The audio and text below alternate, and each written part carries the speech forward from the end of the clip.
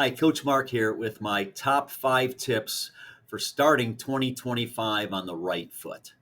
Now, the first three are all about looking back on 2024. So, tip number one is looking back at 2024, what were your biggest wins and what made them happen? So, I want you to think really hard. So, what were your wins? We always have wins. Make a list. I'll bet once you get going, starting your list, you could come up with more than five. You could probably come up with 10 or 20. But think about what were the biggest wins and then what made them happen? What did you do to make those wins happen? So, tip number two is what did you overcome last year?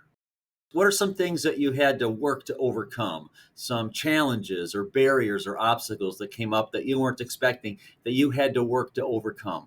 What did you do to overcome them? And then what can you learn from overcoming that challenge?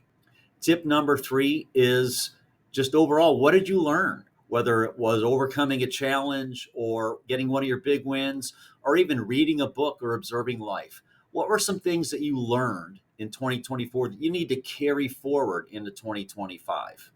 Because once you understand your wins, what you overcame, and what you learned, you can start applying that going forward. And you now have a year's worth of learning and achieving and overcoming to make you that much better so that you can achieve that much more in 2025, right?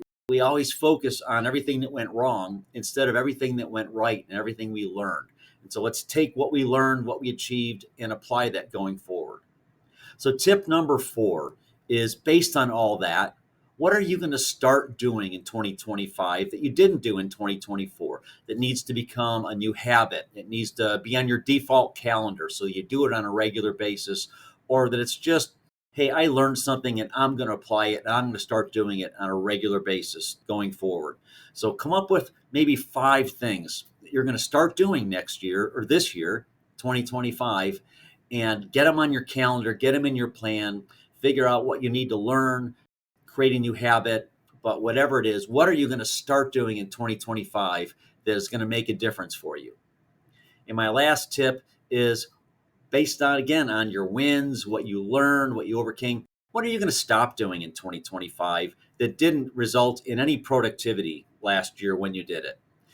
It might be things that you did that were a waste of time. It might be things that you did that maybe somebody on your team should do instead of you. If you're a business owner, a lot of times, if you're like me, you do things that you shouldn't do that somebody else on the team could do.